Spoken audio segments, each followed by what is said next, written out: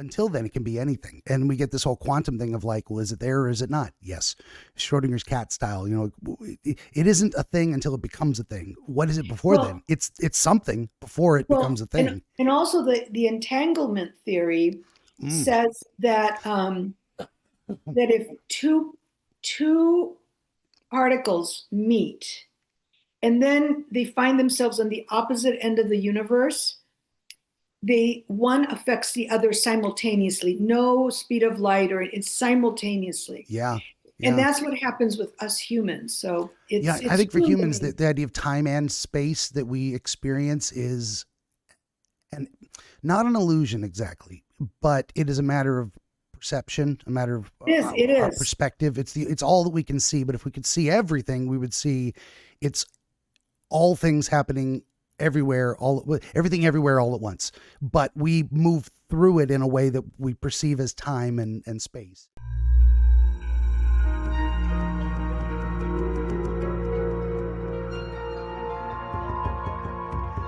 Greetings, friends, and welcome back to another episode of Dreamscapes. Today, our guest is Sophia Demas from Philadelphia, Pennsylvania. She has worn many hats in her life. She's been an architect, a fashion designer, a psychologist, and now an author of several books, not least of which being The Divine Language of Coincidence. We're going to talk more about that in just a moment. You can find her at sophiademas.com. Link is in the description below. For my part, would you kindly like, share, and subscribe? Always need more volunteer dreamers. I do video game streams Monday through Friday, 5 p.m. to 8 p.m. Pacific, most nights of the week. Sometimes I take a day off. This episode brought to you by my most recent book. It is ABC book 18, Oniro Chronologia, Prima Reliquorum, the first of what remains. It's Oniro Chronologia, Volume 4, Prima Reliquorum. I'm getting tongue-tied and brain dead today. I need more coffee, probably.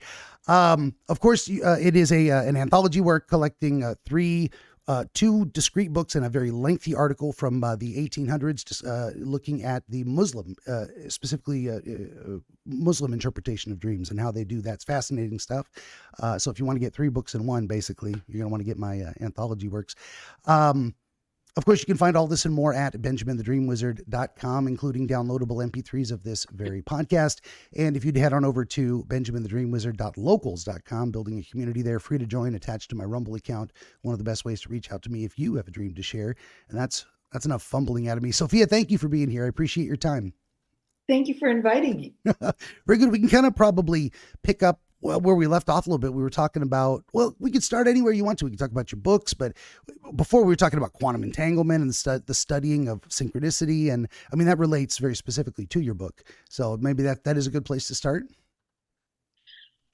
Yes, I just I started experiencing these miracles when I was 19 years old, and the first one actually it had to do with a man and a dream, and the outcome just completely threw me for a loop. I mean, it was just exact by miracle. I mean, getting exactly what you needed at exactly the right time, and it wasn't lost on me. I mean, I thought, how can in a very short period of time these two issues, existential issues that I felt were unsolvable, solved, and I transformed into a different person. So that was the beginning. I began paying attention um, to uh, to what was going on, basically. Absolutely. I mean, we were talking about synchronicity, and that brings us to Jung, who coined the term, and he talks about the collective unconscious. And both he and Freud were very convinced that dreams were a communication from the subconscious. So that's part of where I get my theories as well. Is that what is the subconscious? Everything we've ever experienced is kind of hard coded in the brain, like from early childhood, and not always accessible as a memory, but every sensation and experience and emotion, it all shapes the way our brain is literally structured. It forms itself around these experiences in a lot of ways. So what I conceive of the subconscious is all that information we cannot physically process consciously, but it's there and it's available. And I don't know if you have a different concept of it or if that matches with your Yeah, understanding. I'm going to take it one step Sure. further. Okay, so there's things from our subconscious that the dreams bring forth. But from my experiences, through our inner voice, our through um, we are communicated with by the universe. This universe, this divine intelligence, I believe without a doubt from my own experiences, um, knows what's better for us better than we do, and wants us to be happy and find our true purpose. So the way this intelligence communicates with us, I mean, you can use the word God, whatever, is by communicating via dreams or by putting coincidences in front of our path. Now, Mm-hmm. here's where it gets interesting. Okay. So 18 years ago, I had a medium tell me that I was going to write a book. And that was the last thing I wanted to do. I couldn't even conceptualize what this book would be about. Um, why I would sequester myself, because I felt I was a people person. Why I would do this? Well, it happened that way. And so what what happened was, because every time I would tell one of my miracles to a friend, um, the reply was always the same. Geez, these things only happen to you. Hmm. And I'm like, no, I mean, I'm not a special person, and then in 2011, I was reconnecting with a childhood friend, and I told her my latest miracle. And she says, oh, gee, these things only happen to you. And something clicked, and I went, wait a second, I mean, everyone has like a dream story or a coincidence or a miracle or a sign from a deceased loved one. But I had had so many events that I thought, wait a second, there's something to this. I mean, this is really remarkable. So what I did is I listed all my miracles as chronologically as I could. And then I realized that preceding each miracle was a coincidence. Hmm. And then when the key of how this worked hit me, that in every instance of the coincidence, I took action on that coincidence. And by taking action, I co-created this miracle with this divine intelligence or with God. So it was a joint thing. And Mm-hmm. and that's when I decided, wait, I have to share this. And that's how the first book came about. Yeah, and we were talking a little bit beforehand as well of the idea that I've had similar experiences, and I don't think of myself as really special either. But the special part of it, I suppose, is becoming aware, giving having it come to attention somehow. But then, Yes. but actively focusing attention on is what looking for opportunity, looking for synchronicities, feeling them when they hit, and trying and letting it linger and saying what is this? What am I supposed to do with this? And I Yes. love what you were saying too about the idea of a lot of people get hung up on the ideas of God has a plan and what does that mean for free will and all this different kind of stuff, or the idea that that our life is guided in a certain way. I think people do and don't like that idea. They maybe would love some guidance sometimes, but also they don't want to give up control. So, but I don't. What I think of it as is you can call it the universe or God, as you were saying. Opportunities are presented, and they don't appear to be random. Now, some people are going to say, well, they look random to me. Okay, fine. Maybe they are. But it's still an opportunity. You can take it or you can leave it, or you can be unaware of it. And those are, I those are your three options. You either you don't know what happened, or you make a decision one way or the other. Sometimes a fourth option, you accidentally fall into it and make a choice for good or ill. Maybe I need to draw a little Johari window for that or something and try and figure that out. I like making diagrams, but definitely being aware of an opportunity is better, because you may not want to take it, or you might, depending on what it is. There's a lot of opportunities to do bad things that you would maybe choose not to do, but there's probably a feeling for good things as well. I'll stop there. Okay. So this being guided is, you're given free will. So this guidance is a kind of like a roadmap. You're given a roadmap. So you can either align or take another turn. It's up to you, because you have free will. But I have sort of defined a spiritual journey in 3 parts, which kind of touches on what you're saying. So I think most people are in level 1, where I call it, you live life from the perspective of wishful thinking. So you wish something, here comes the dream, like you're, oh, wow, or here comes the coincidence, and you're like, wow, that's such a coincidence. Do not take action and continue wishing.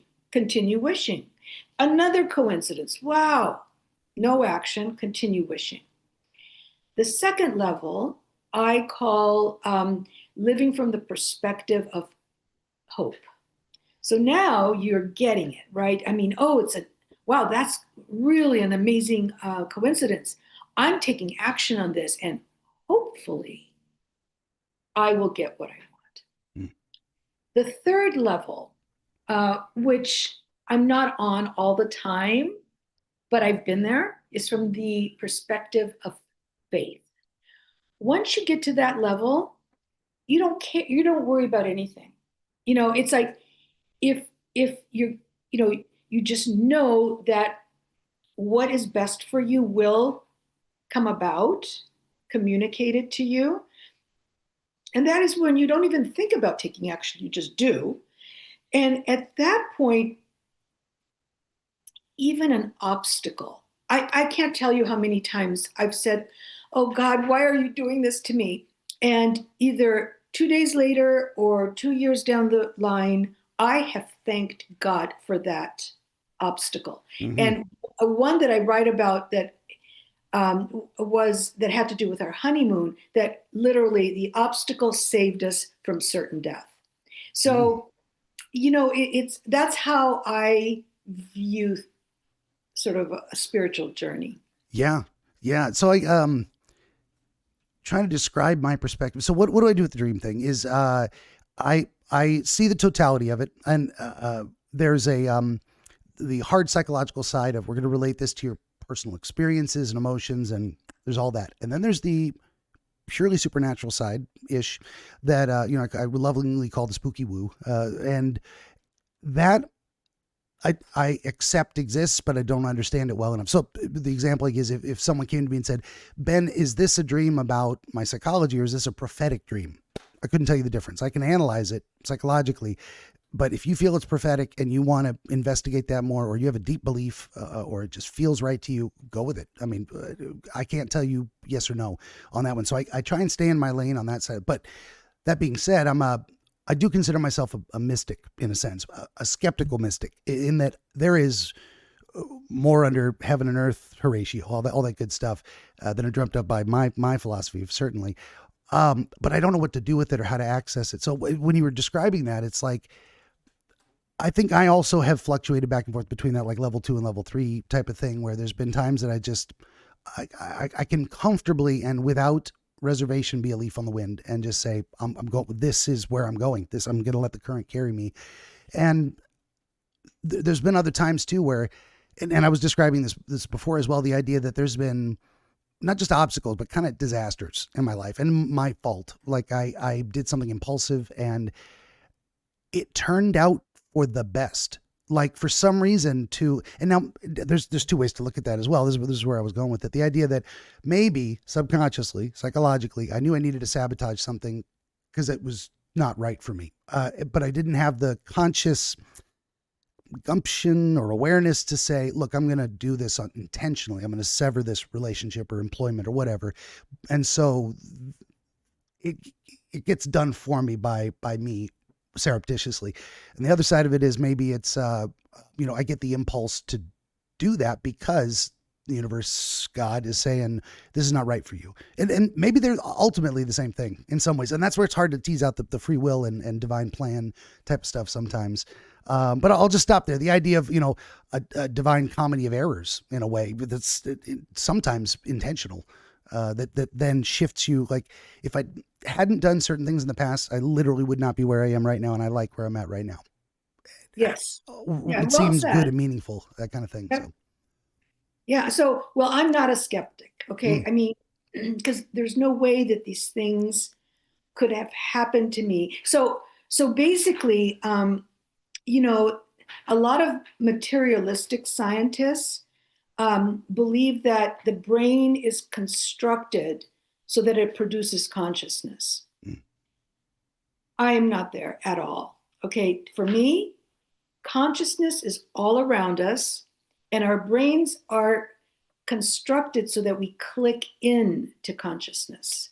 And that's how we communicate with the divine. Catch it. Just make it a Oh, long. Go oh, ahead. and you were saying that you consider yourself a skeptical mystic, but if you have any interest in mysticism, if you go on my website and go onto uh, my pa- what do I just blanked out. It's the page with my mentors. Okay, so there's 8 people that I had personal communications with that uh, are my mentors. And if you read one blurb on that page, read about Mother Abbess Emiliani. Okay, Mm, you can't miss her. She's a nun. Can't miss her. Anyway, it is a first-hand account of bilocation. It's mm. really remarkable. I would be not at all surprised to find that that specific person is mentioned in the footnote of one of the books I've published, because I've been editing and republishing historical dream literature, and I'm up to 18 books now, and they talk about all kinds of stuff. And when I say skeptical mystic, I don't mean skeptical that mysticism is a thing or that it's real, but the idea of like Socrates style. I know what I don't know, so I hesitate to say here's all the things I know for sure on that side of things, but I believe in it.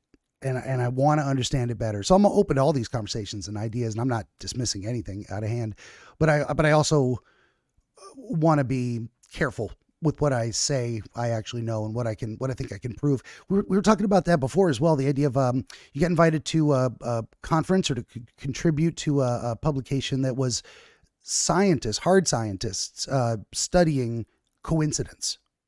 Did we talk about that on this yet, or was that only before we mentioned it? No, Like no, since I did no, the this introduction. is the first time you're mentioning that scientists have gotten interested in both of my books. Gotcha. And I was invited to help plan and participate in the Synchronicity Summit. That And was I it. was as the only non-academic, non-scientist. So what I'm seeing is the reason I've been invited to that conference, Synchronicity Summit, and the International Association for the Study of Dreams as a non-scientist is because they, as much as I need scientists to back up my stories, they need anecdotal stories to back up the research. Hmm. Definitely. And I think we were mentioning before, again, that's why I have a hard time tracking what we've already talked about, like before, and then want to bring it up again. I could have taken more notes, but we were talking about the idea that I don't think science and spirituality are actually separate things. I think it's all, I've conceived it in the past of the idea that religion was our early attempts at science. it's to explain the natural world, what's happening here. And we tell stories about the forces of nature and the powers that move us. If we think about it, the Greeks, they thought of gods as, humans as playthings of the gods. And if you think about it, we experience love involuntarily. It's not something we don't choose. I will now fall in love with this person. Switch, and we turn it on. No. Aphrodite sends Cupid to pierce our heart with an arrow. It's a description of a process in a lot of ways, and it does appear involuntary. And then they, trying to describe what love is, then they give those attributes to Aphrodite. Long story short on that, our early, go ahead. Yeah, but we are introduced to love via our primary caregivers. True. So we know what love is because of that. I mean, unfortunately, I have been so fortunate to have had just these magnificent parents and a cheery childhood. Mm-hmm. But there are people who don't share that. They did not have happy childhoods. And I think that's what got me into, going from career to helping people, because I feel it's an obligation for me to help people that have not had what I have had. Yeah, that's a wonderful motivation too. It's like, hey, literally spread the love in that way. Yeah, and the Greeks also had like 7 different words for love. So the Aphrodite eros love was one kind, but there's philia, I think brotherly love, and Philia, agape love, a love of mankind in yeah, general. philia is Mm, Greek is my first language. mm, So philia is used more in friendship. yeah. Eros is erotic Hmm. love. Agape is love. Hmm. But I only know 3, so you probably. No, I can't remember the other ones either. That's what came to. I was hoping you wouldn't ask. What are the other ones, Ben? I have no idea. I can't remember. My memory's like Swiss cheese for brains. But no, you're right. And so it wasn't just it could be Aphrodite being the goddess of love. It encompassed all 7 kinds, but we think of erotic love as, the love between a man and a woman. And then that's where the Cupid comes in. Well, what's the difference? And they have their different, long story short on that, our early scientists are natural philosophers in a way, go back to ancient Greece, and they were religious people. They had their religion, and it played a part of their exploration. And then also in the, uh, early days of modern science, going back 500 years or whatever, it was primarily religious folks that did that as well. I mean, almost everybody was a Christian or a Muslim at the time, or some strain of that. I don't think we've ever actually had a separation between religion and science. And it was, like I said, it was most of the, was Isaac Newton, Christian, that kind of stuff. The people who were developing these theories were coming from, they didn't see any,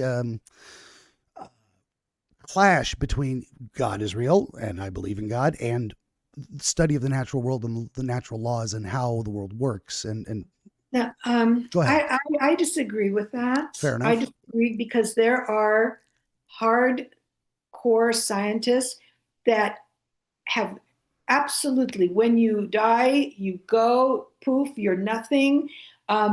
These materialistic.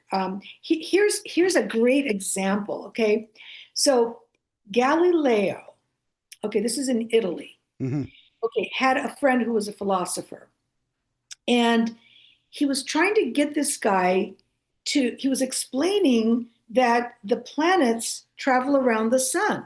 Okay, and this guy wanted nothing to do with this. I mean, from his perspective, the it was like the world is flat, kind of thing. And so Galileo says, "Come look through my telescope." And the guy didn't want to. Why didn't the guy want to? Because there was this chance that Galileo was right, and then his whole worldview would be down the toilet. That's true. So there's a lot of scientists who, in fact, this synchronicity summit that I was part of, it was so well received that they published a book called the playful universe. And the participants met, when you read their essays, I mean, they sound like religious converts. Like Mm. before, I was no, consciousness was that was it. There's no synchronicity. There's no. It's what you see is what you get. And now I see the light. And so it's I think it's a process. Mm. I mean, there's people like Francis uh, Francis. Oh God, I forgot his last name. Um, so he was head of the Institute of Health. He was one of the people on the team that got a Nobel Prize for decoding the DNA. Mm. So I read his book about something about God, and it was through the elegance of the DNA code or decode that he it made him become deeply religious. He was an atheist, that this was so elegant and beautiful. There's no way this could come about without a higher intelligence. So again, a process. An atheist that through decoding the DNA became deeply religious and deeply Christian. Hmm. For sure. No, and it's not that the separation between science and religion doesn't exist in terms of, but the way I would phrase it is, I think that's actually man-made. I think that's a thing that we did to it, to this thing. We split these things, and it does. I mean, it's fantastic to mention Galileo because it goes back that far. You've got an intelligent, observant man who is saying, "Hey, I've discovered something about the natural world," and it turned out to be true, of course. And you've got the power of the church saying, "Look, if we admit we had this wrong, it's going to look bad for us." So they put them into conflict with, and I think if religion had been less, quote unquote, religion had been less focused on being right and more focused on knowing right, then that could evolve and say, hey, wait a minute, looks like we interpreted this passage wrong over all these years. It looked like the sun goes around the earth. Of course it does, but it turns out that's an illusion. So we weren't wrong exactly. We were just describing it poorly. The book is still correct. There's a way to make these things work. And then I think ever since way back then, it appears to have gone on two different branches, but I think you're right. It's coming back together, and I think it should. I think it never should have been separated in the first place. Well, you're onto something when you're saying that sort of this illusion of there's no divine intelligence or God is man-made, because researchers have analyzed young children, and they are very spiritual. I mean, they come out of the womb being clicked into this whole sphere of connection with the divine. And then, life happens and you start getting distracted and that goes sidelined. Yeah, it very much can. And we lose faith in miracles and magic and the wonder in the world for a lot of reasons. I mean, and not least of which is bad childhood experiences of not being loved well or treated well or discouraged from thinking fanciful things and trying to Yes. be more practical. I'm like, well, how about both? I think there's a way to do both at the same time. I've always had a kind of, I mean, I say this all the time, I suppose. I consider myself a brand of atheist, more along the deist side of things, but I'm a agnostic, atheist, deist-ish. So I don't know for sure. I'm still figuring it out. I don't follow a specific religion. I can think they all have important things to teach us about the world. It's collected human wisdom for centuries, millennia. It's hard to discount all of that out of hand. And then a deist in general of like, logically, the only thing that makes sense to me is an unmoved mover outside the laws of the universe that made the universe, where everything comes from something, except whatever is eternal and always existed. So the idea that there is a God has to be what it is, how it works. I think we're figuring that out. And I think, But how can you believe that and call yourself an atheist? well, it's atheist, as in maybe I should say non-theist. There's shades of atheism. The idea of without a specific religious system is how I interpret it. Oh no, no, forget the religion Yeah, part. I that's why I mean, say atheist, the rules and non-theist. regulations. I'm talking spirituality, this connection with the divine. It's not some old guy with flowing white hair on a throne. Yep. Okay, it's and the Greek Orthodox sort of canon is very much like quantum mechanics. I mean, it's like this God is omniscient, all knowing, Yeah, omnipresent, it's not a person with everywhere. a human shape. Yeah, It's yeah. not a Gotta let go of person. that idea. Even if the conception of it as a fatherly masculine energy is kind of correct, I think.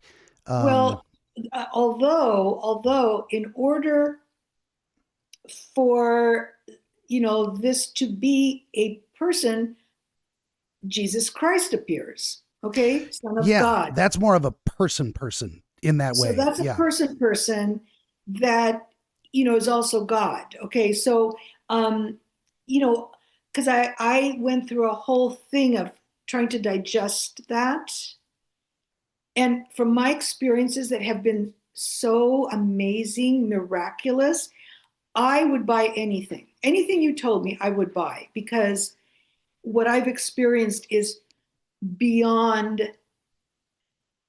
beyond science, beyond you know yeah. what we know. Well, that's what I do with trying to stay in my lane, especially in terms of the dream thing and whatnot. Is the idea of there's certain things I can be certain of because I've seen it, experienced it, or it has a certain internally consistent logic that's like, yes, that appears to be the way it functions. And that's the most I can say about that. And then the other side of things where I can't explain it at all. And that's a lot more difficult for me to say, here, let me pontificate as if some authority.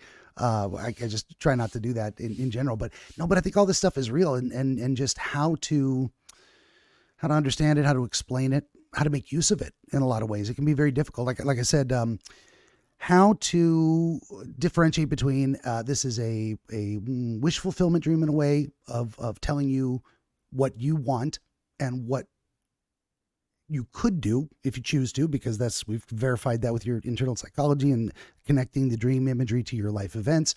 And the other side of things are like, this is a prophetic dream, or this is a message that you should heed and therefore act upon in the same way that like, I think what I struggle with too is still, and that's why I bounce back and forth between the hope and the what would Faith, you call the faith? Yeah, yeah. faith. Is the idea of I'm not confident in my ability to discern signs, omens.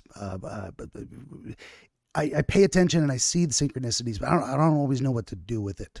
Yeah, And but very when these, often I don't know, I don't do anything because I have no idea what I'm doing. And I'm like, maybe no decision is better than jumping into something, assuming I know. What if I'm wrong? I don't know. So well, yeah, but when they hit you on the head, you know, yeah, I there's guess no some are more room obvious than for others. questioning. Mm. There's just, I mean, maybe I should give some examples or something because, I mean, we're just talking sort of conceptually, Sure. so Yeah, and you said you had a. Does this relate to the dream you had? Or well, that's how it started. yeah, yeah. That's what caught We my we attention. can give So any examples you want, of maybe course. we can start there. Okay. Sure.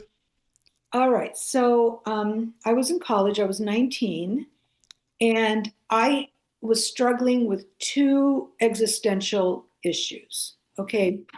So one was I needed approval of others. And, and there was this girl in my class that she was just beautiful and I really liked her, but she did not like me. Hmm. Okay. And I couldn't understand. I mean, I did nothing to her, but she just like completely dismissed me. and I just couldn't understand.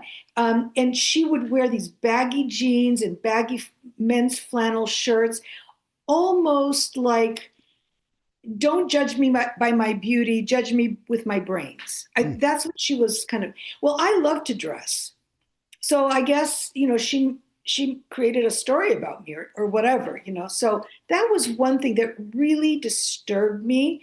That why would somebody that doesn't know me not like me? Okay, that was one. Mm-hmm. The second one is I had bought my mother's law of no sex before marriage. Okay, now, and I had just met this man who was 27. He was getting his PhD in universal theory or something, and I was deathly attracted to him.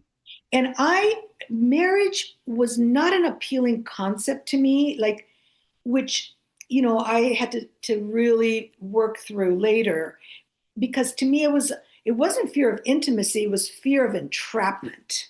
Mm. And so that just, so I thought, wait a second, if I don't get married, am I going to die a virgin? Like, no, wait a second, so I was, but it was a law I was following, somebody else's law I was following. Okay. So anyway, I had just met this guy a couple weeks before, and I have this dream. It is as vivid to me right now as when I was dreaming it. Benjamin the Dream Wizard wants to help you pierce the veil of night and shine the light of understanding upon the mystery of dreams. Every episode of his Dreamscapes program features real dreamers gifted with rare insight into their nocturnal visions. New Dreamscapes episodes appear every week on YouTube, Rumble, Odyssey, and other video hosting platforms, as well as free audiobooks exploring the psychological principles which inform our dream experience, and much, much more. To join the wizard as a guest, reach out across more than a dozen social media platforms and through the contact page at benjaminthedreamwizard.com, where you will also find the wizard's growing catalog of historical dream literature available on Amazon, documenting the wisdom and wonder of exploration into the world of dreams over the past 2,000 years. That's Benjamin the Dream Wizard on YouTube and at benjaminthedreamwizard.com.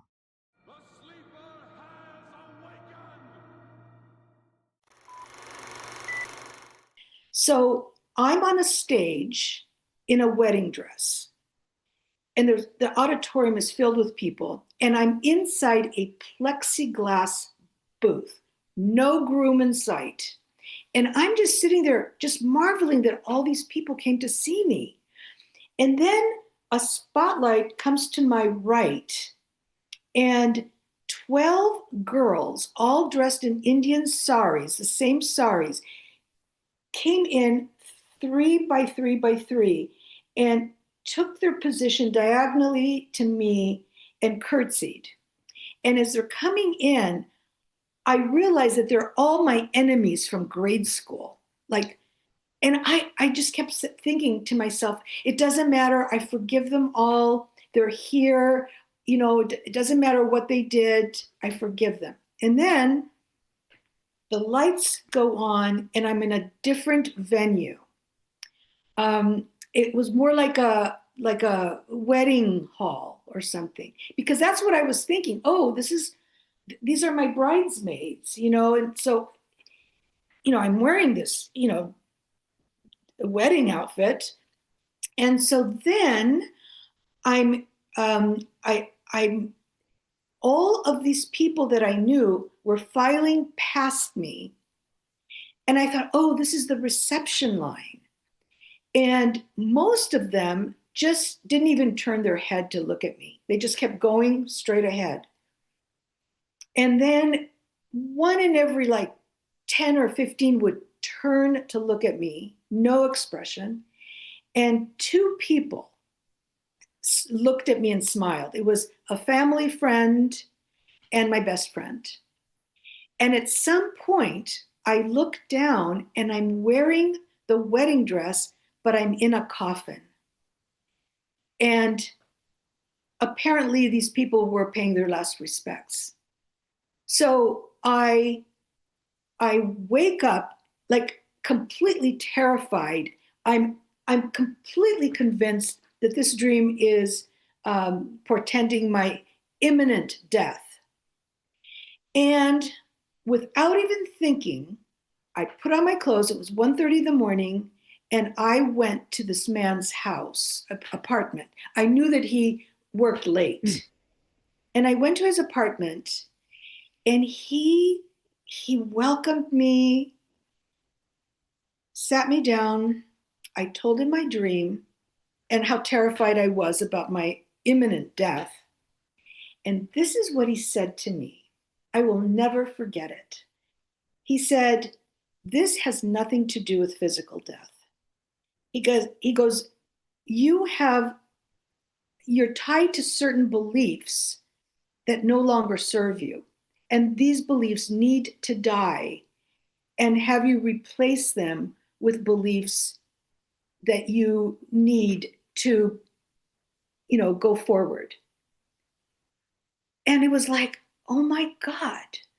And then he proceeds to read poetry he had written about me.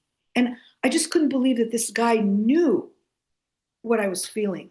Well, needless to say, a week later, that was my first sexual experience, which I consider to be holy, Mm-hmm. And since then, so that solved one of the, issues. And since then, I never cared what anybody thought of me. I don't need anyone's approval for anything. It was like my whole perception of reality changed.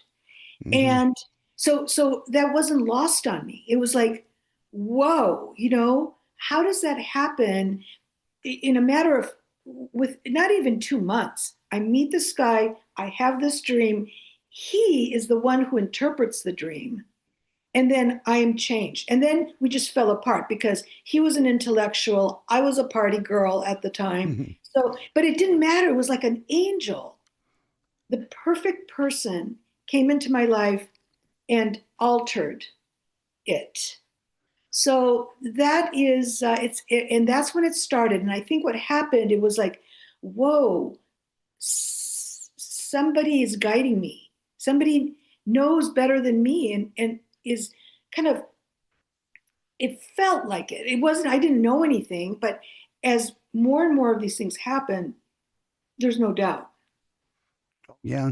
Well, that's a fantastic example as well of what I tell people is that, I've condensed it into some phrases, but follow your dreams. They know the way.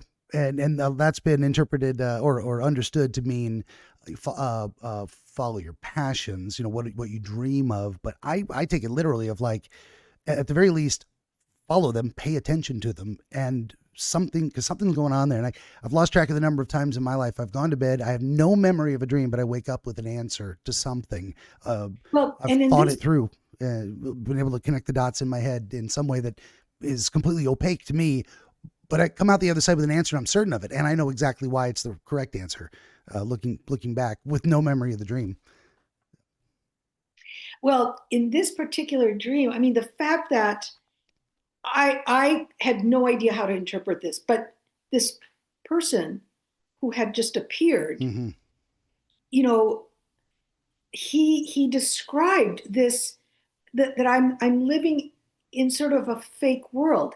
And then years later, a friend of mine who was a Jungian psychologist, I told her the dream, and this is what she said that really was fantastic. As far as interpretation, she said, that plexiglass box, the fact that you touched it and went, oh, it's plexiglass, that's fake glass. And you were surrounded by fake.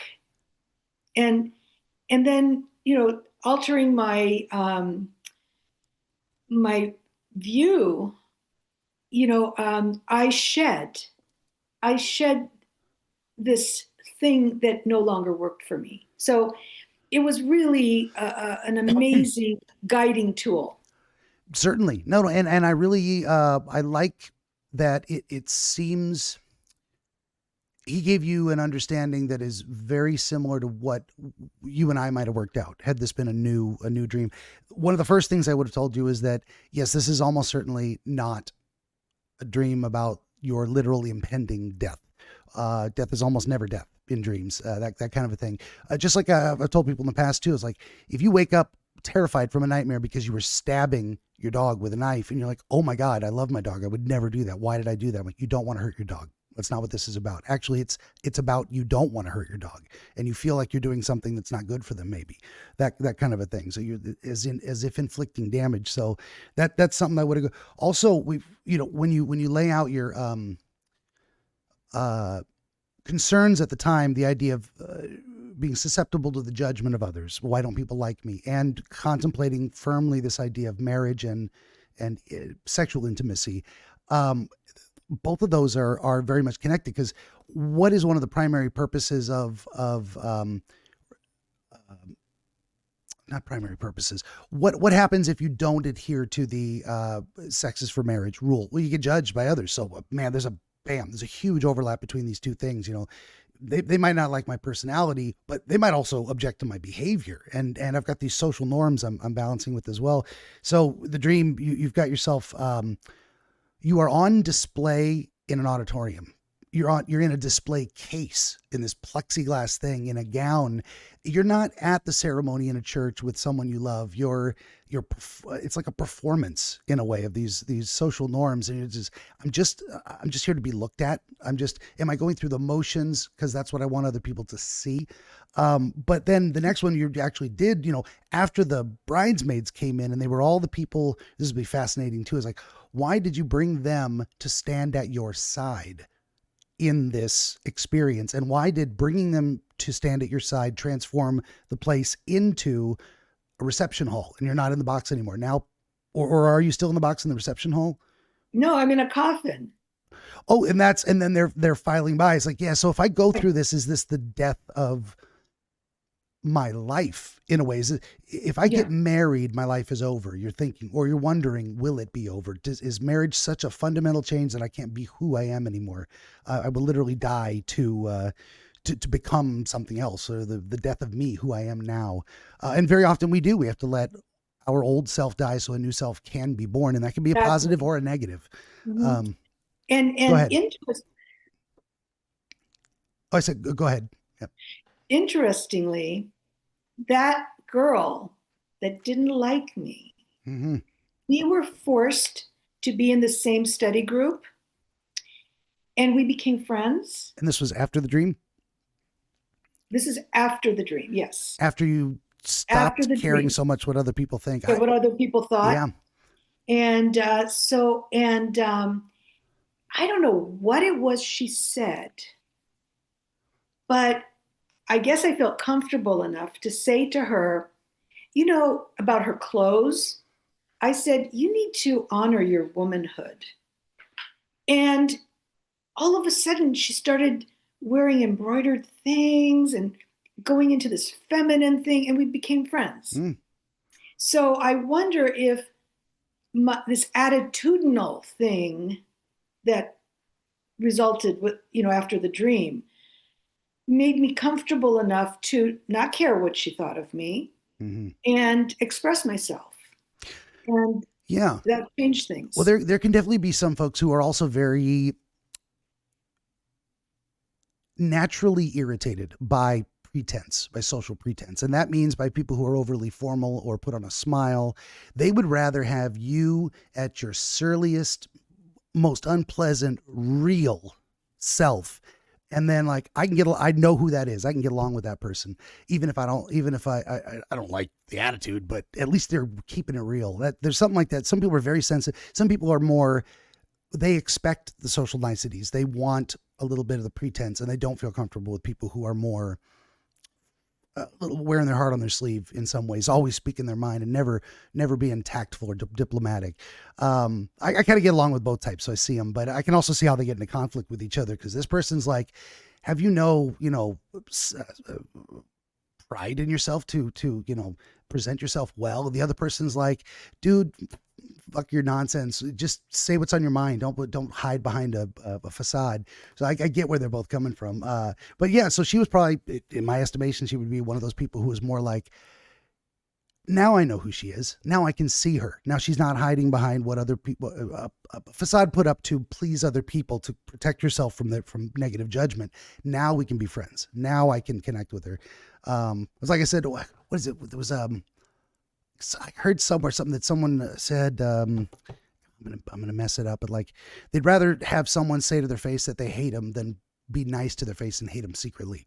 That person they can deal with, that person they can get along with. I don't like you. Well, I don't like you either. Well, now we know. Have a good day. You too. Nothing personal. It's only business. That kind of thing. But it says something along those lines.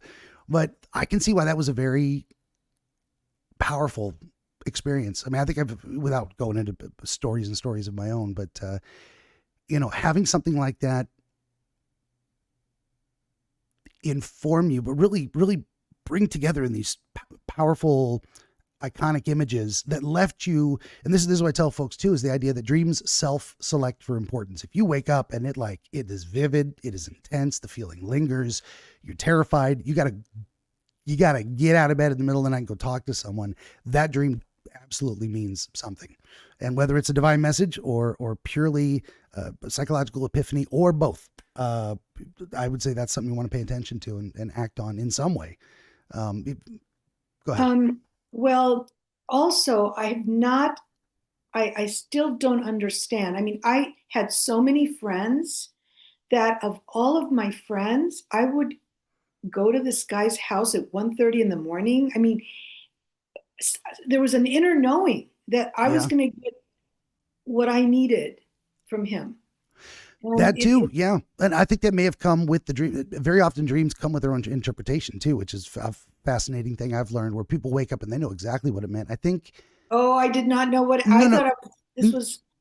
No, but I was going to say the second half of that is some people don't know exactly what it meant, but they're driven to action of a certain kind. That can come with it as well.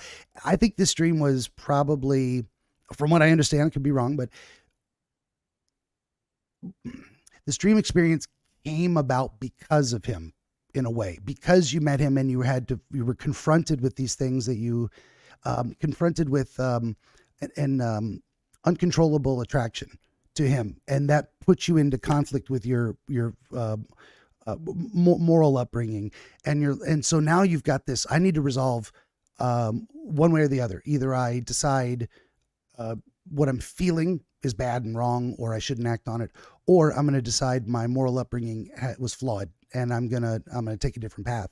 And that's not an easy decision to make. So it came, and it's a terrifying decision because there's consequences to both sides. You lose him or give him up if you cleave to the moral understanding, or you're abandoning everything your mother ever taught you. That's huge. In that regard, it's like if she, in the sense of wrong in one thing, wrong in all, in terms of like, but not really. But the idea of this is a big one for her, especially as you put it in your head and you've really internalized it. So yeah, this dream came along and you're like, what am I doing? What do I want? How do I resolve this conflict? How do I become comfortable being myself and not worrying about what other people think? But also, yeah, the desire versus morality side of the equation as well. And yeah, and really him being the catalyst, you're like, I need to take this to the source. I need to work this out with him. And you probably didn't know it consciously. You didn't go, oh, this is a dream about him, therefore I should go talk to him. But I think some part of you did know that was where it came from and that why you needed to go there. I mean, you could have gone to your mom. You could have gone to nowhere and done nothing. But that seemed a realistic, he was available at that hour. It's, at the very least, you figured if you knocked, he would probably answer. Something along those lines. Mm-hmm. Yeah, these are just all the surrounding circumstances that, and this is interesting too. Is I have people bring dreams to share, and sometimes we try and save them in a way of like, for a section I call, rather than pure interpretation of a new dream that's never been thought of or discussed before. But this is more of a stump the wizard kind, where I have you give me the bare bones and then we talk about it without you revealing what other people have said, and then I see how close I can come to that. But we're not gonna be able to do that with this one because we'd already kind of we're all over the place in terms of that. But do you want to transition into doing a newer or different dream? You said you had a kind of a shorter one that might work for analysis, and then Well, I mean, I'll tell you, this was short, sweet, and to the point. Okay, mhm. so there's no interpretation on this dream. Okay, so here's again, I had bought into my mother's concept because I was very gifted as a child in art. So my mother convinced me that if you're a woman and you're good in art, well, the only possible thing you can do with that is to teach it in high school. Hmm. That's what she told. I mean, this is how I from when I was little. She told me that I was going to teach art in high school. So I again am buying her story, and I went into uh, uh, when I went into the University of Oregon, I went into art education. Okay, so I'm doing this, and I really was not enjoying it because, like, okay, you have, you know, drawing class at 8 a.m. Hmm. and I don't want to draw at 8 a.m., And then I get into it. Well, 10 o'clock, it's jewelry time. Well, I'm still at the drawing, so it was this kind of thing that I wasn't really enjoying. So senior year, senior year, I had 6 hours left to get my certificate, my diploma in art history, and 6 hours of student teaching. So here's my dream. Doorbell rings. I open the door. It's the mailman, and he hands me an envelope. And I open the letter, and it's my license to teach. And I look at this thing and I go, I don't want to teach. And I threw this piece of paper in this little plastic blue waste paper basket. I woke up. I said, I don't want to teach. So I thought, well, what would I like to do? If I could do anything, what would I like to do? I went, I want to be an archaeologist. So I marched over to the registrar's office, and there's no archaeology degree. So they said, you have to go through art history. So I changed my major to art history. Can I tell you how this went over with my parents? Okay, my father, I mean, he wouldn't talk to me for like days. But then I got a scholarship to go to Italy and study Etruscanology. Well, if I'm good enough to get a scholarship, then he kind of warmed up to this idea. So that was the dream. There's no interpretation. It Yeah, was some could be absolutely that direct. that direct, and it was like enough already. Like I'm going to save you from what you don't want. And then, interestingly, when I was in Italy, one of my roommates, and we would sit up and, talk our philosophy and conceptuals and smoke Gaulois cigarettes. And so one of my roommates one time said to me, if you could be with anyone, dead or alive, for half an hour, anyone, who would it be? I have no idea who I said. It doesn't matter. So I said, well, who would it be for you? And he says, Buckminster Fuller. Hmm. I went, I mean, okay, I knew that this Buckminster Fuller had invented the geodesic dome. But come on, from every historical person, dead or alive, I mean, you're going to, what? I said, why? And he gets up and he brings me this very thin little book. It was a 39-page poem by Buckminster Fuller. It was called No Secondhand God. And I went and read this thing, and I'm like, oh my God, who is this person? I mean, it just moved me. I'm like, so I read everything that, I could get my hands on about him. And then a series of events. I was back at the University of, so I decided I'm gonna study architecture. Well, that is when my father stopped money. The money spigot stopped. Yeah. And I didn't care. I'm going to get loans. This is what I want to do. And a friend of mine who was president of the student, student council or whatever, he comes over and he says, guess who's coming to lecture Tuesday? I said, Buckminster Fuller. I mean, he had become my idol. And he says, because he knew of my fascination with him, he said, would you like to drive to Portland with me and pick him up from the airport? Mm. And something clicked. He came with his wife, Anne, and we started a correspondence. And then he asked me to come work for him in Philadelphia. And I find myself working with my idol, who up to then, had been my idol. So it's these kind of things. Did I manifest it? I wasn't trying to. I wasn't like, oh, if I can write a letter to him and then we can have a correspondence maybe in the future. When he asked me to work for him, it was one of the most things that blew me away more than anything. So it took me 10 years to get my architecture degree. but it was, fall term, winter term, it was, so after fall term, my boyfriend brought my parents to school for my review. And it was like magic. Only God could choreograph this, okay? My two professors come over because they were trying to talk me out of a project because it was like too difficult for, your pretty little brain kind of thing, And I'm like, I'm going to analyze this joint because somebody designed it.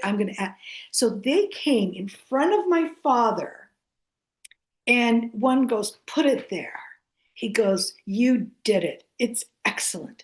And I go, oh, here's my father who had a second grade education in a poor dirt village in Greece, but self-made, completely self-taught, self-made. To him, professors were like priests. And he just started puffing up, water spigot back on. So it all worked out at the end. Mm-hmm.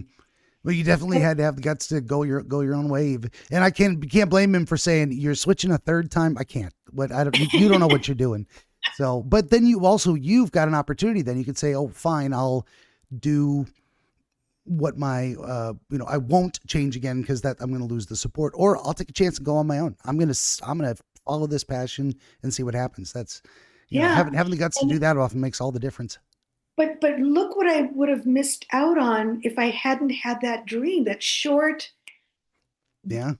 boring little dream. It was just. That is definitely one of those dreams I would say comes with its own interpretation. And sometimes it's so obvious. But why did it need to happen in a dream? Why wasn't that a conscious thought first? Sometimes we're afraid to confront these things that, because again, the fear of the consequences of I don't even want to think clearly about the problem because that means I've got to do something, or that puts the pressure on. And yet the clarity that I had, that dream brought me, there was just no doubt in my mind. All I knew is I didn't want to teach. What else can I do? Mm-hmm. Archaeology. That's what I'll do.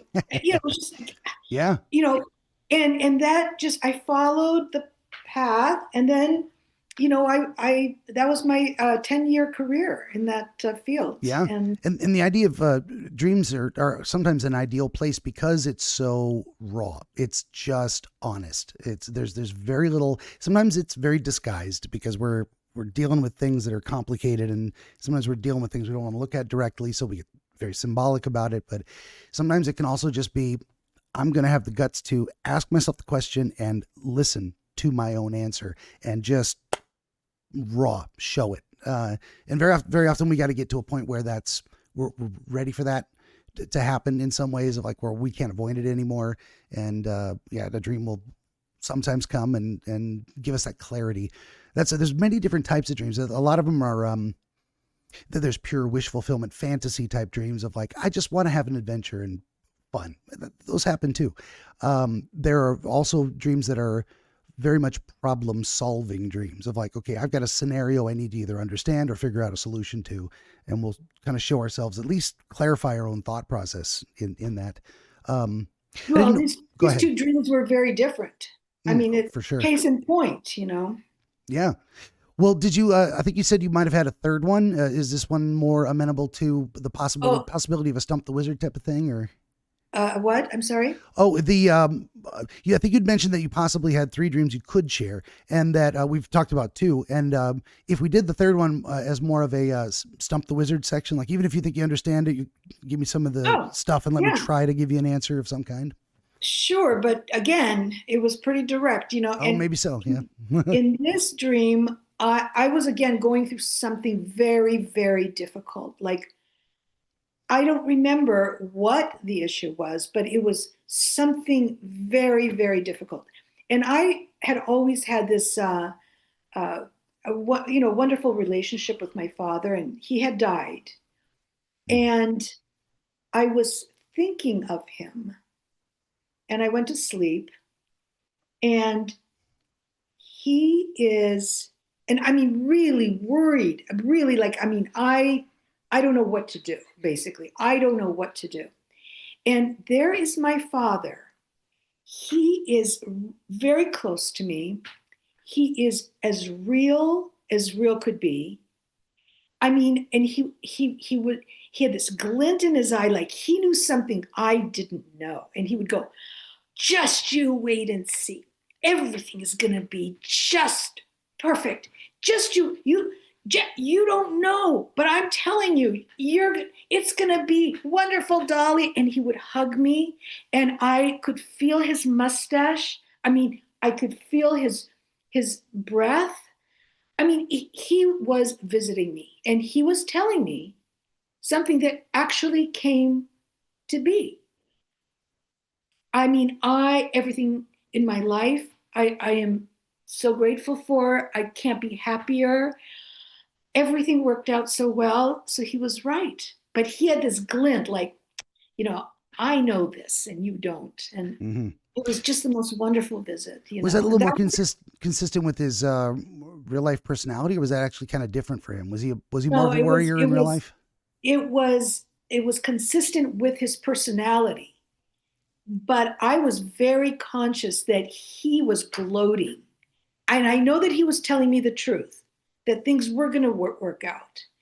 But it was the way he was presenting it. It's like, just you wait and see. And my father was like, he approved whatever I did that he liked, and then disapproved. If he didn't like it, it was like, you're on your own.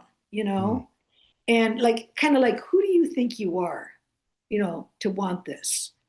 So, but this was just, I had a visit from him, no question about it. Yeah, that's where I would come down on fall back on my dichotomy of like, I can't tell you if you really did. If you believe you did, fair enough, and I can't tell you you're wrong either. But I could only look at it from the psychological side of why would you put your own father in your dream. From that perspective, I could look at it, but Maybe you can give me some light about this. But sure. I did a year study on Gestalt psychology with this amazing woman, absolutely amazing Mariah Fenton. Mariah Fenton. Anyway, she was one of the most amazing. She's in my one of my 8 mentors. Okay, and she for 33 years ago she was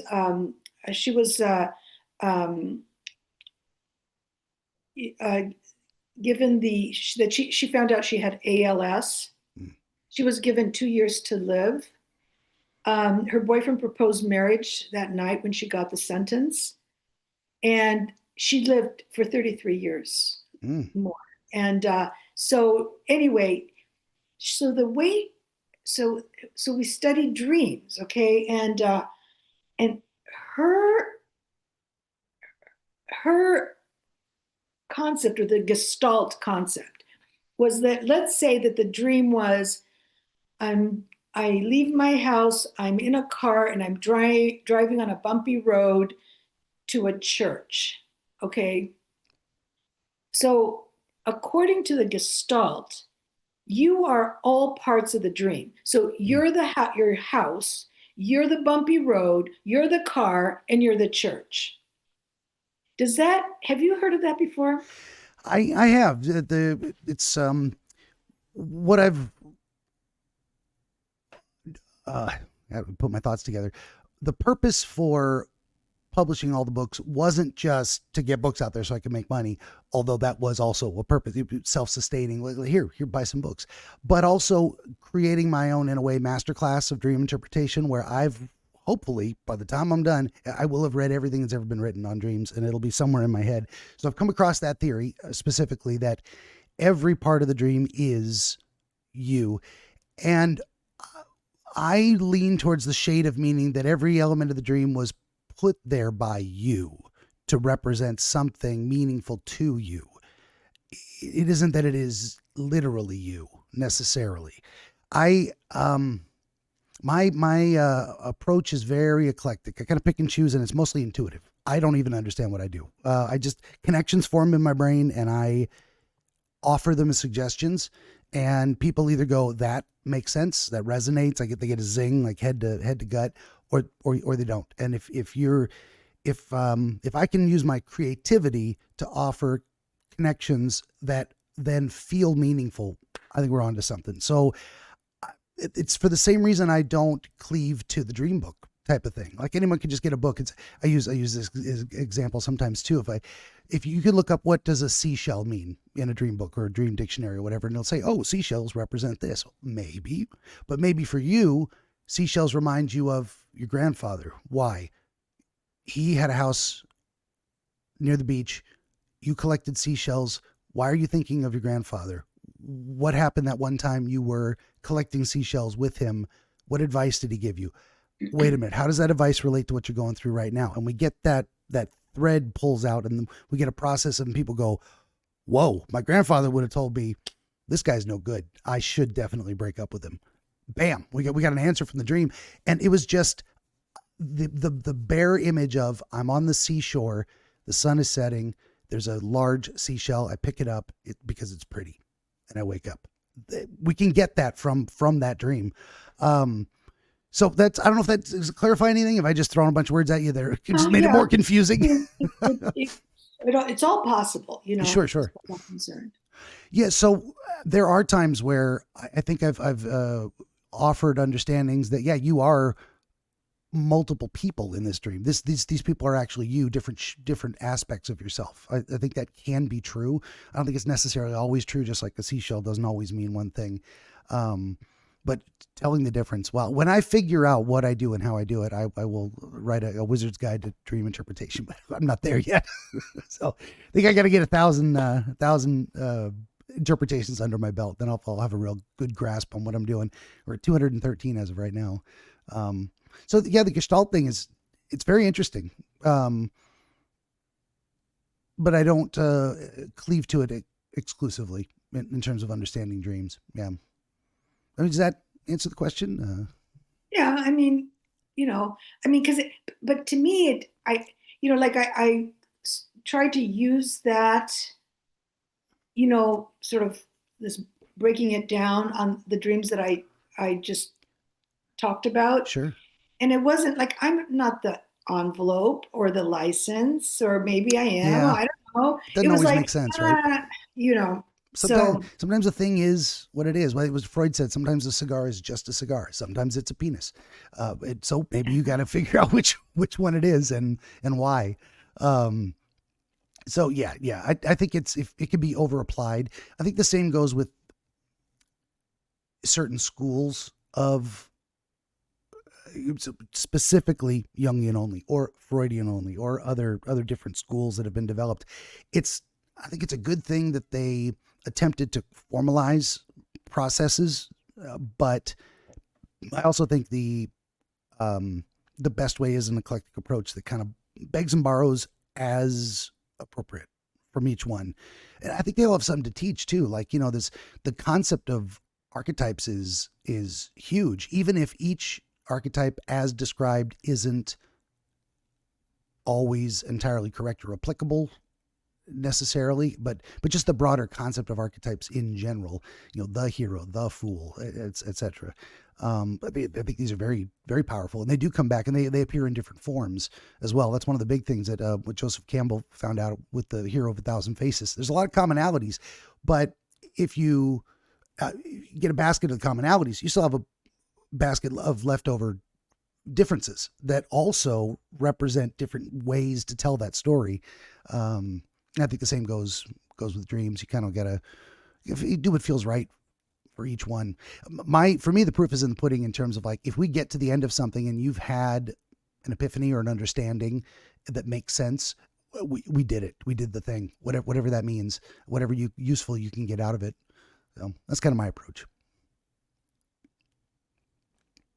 Well, I didn't really have a question there. Just stop talking. Well, speaking of stopping talking, we've been going for almost an hour and a half. Do you feel like we've had a good chat and gotten everything we can out of the material? yes. Okay. Yes, thank you. Sounds good. Well, then let's wrap it up, and I'll get you out of here for today. Starting a new page of notes, but we'll go back here. All right. By way of closing, I'll say this has been our friend Sophia Demas. Sorry. Wow, I did that. I asked you in the beginning, and then I'm going to call you Sophie Demas.